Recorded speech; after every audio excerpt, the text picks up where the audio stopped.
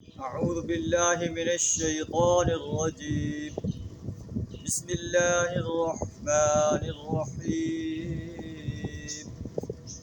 الف لام میم تنزیل الکتاب لا ریب فیہ من رب العالمین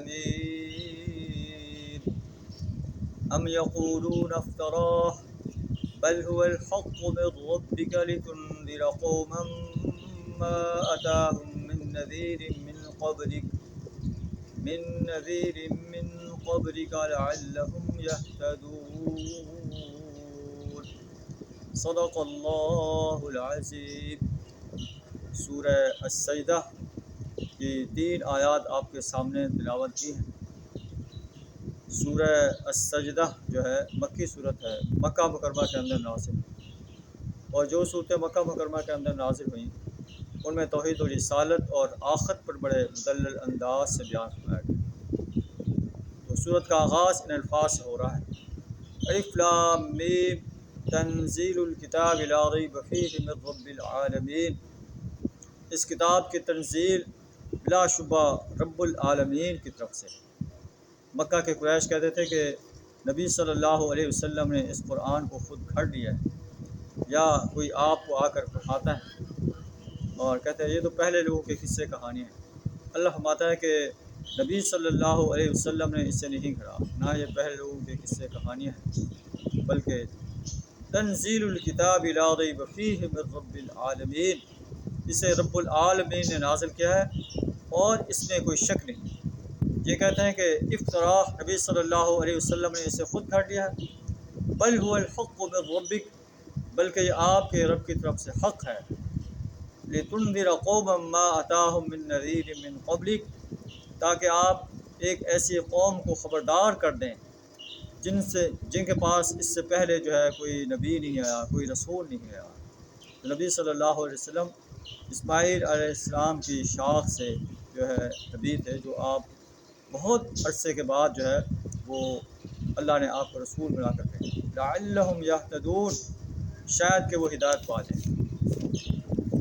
اللہ الذی خلق السماوات والارض وما بینہما فی 6 ایام، اللہ وہ ہستی ہے جس نے آسمان و زمین اور اس کے درمیان جو کچھ ہے اسے 6 دنوں میں پیدا فرمایا۔ ثم استوى علی العرش، پھر اس کے بعد عرش پر جلوہ فرما ہوا اور پوری کائنات کے نظام کو کنٹرول کر رہا ہے۔ ما لکم من دونہ من ولی ولا شفیع، تمہارے اللہ کے علاوہ کوئی کار ساز نہیں ہے، کوئی شفیع نہیں ہے، شفاعت کرنے والا نہیں۔ افلا تتذکرون، کیا تم ہوش میں نہ ہوگے کہ اللہ کو چھوڑ کر جو ہے بتوں کی پرستش کر رہے ہو، انسانوں کے مجسمے بنا کر ان کی پرستش کر رہے ہو، انسانوں میں جو نیک انسان جو قبروں میں دفن ہیں ان کی پرستش کرتے ہو، ان کے سامنے اپنی حاجات پیش کرتے ہو، فرشتوں کی، جنوں کی، انبیاء کی پرستش کرتے ہو۔ افلا تتذکرون، کیا تم ہوش میں نہ آؤ گے؟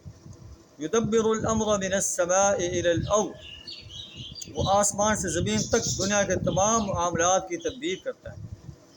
ثم یعرج الیہ فی یوم کان مقدارہ الف سنہ، اور اس تدبیر کی رودات جو ہے اوپر اس کے حضور جاتی ہے ایک ایسے دن میں جس کی مقدار 1000 سال کے برابر ہے۔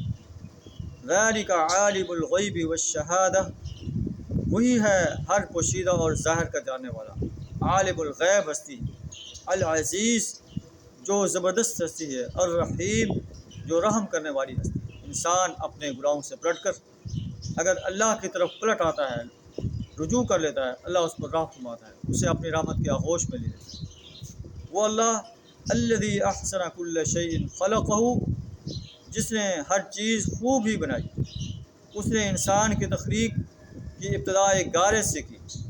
ثم جعل نسلہ من سلالۃ من ماء مہین، پھر اس کی نسل ایک ایسے سط سے چلائی جو حقیر پانی کی طرح۔ ثم سواہ ونفخ فیہ من روحہ، پھر اس کی نوک پلک کو درست کیا، اس میں اپنی روح پھونک دی۔ وجعلکم السمع والابصار والافئدہ، اور تمہیں کان، آنکھیں اور دل عطا کیے۔ قلیلا ما تشکرون، بہت ہی کم تم میں سے ہیں جو اللہ کا شکر ادا کرتے ہیں۔ اللہ سے دعا تعالیٰ ان مناظر قدرت سے ہمیں توحید کا صحیح شعور عطا فرمائے۔ رسول اللہ صلی اللہ علیہ وسلم کی رسالت پر پختہ یقین رکھنے کی توفیق تھا، یوم حساب کے لیے تیاری کرنے کی توفیق تھا۔ وآخر دعوانا ان الحمد للہ رب العالمین۔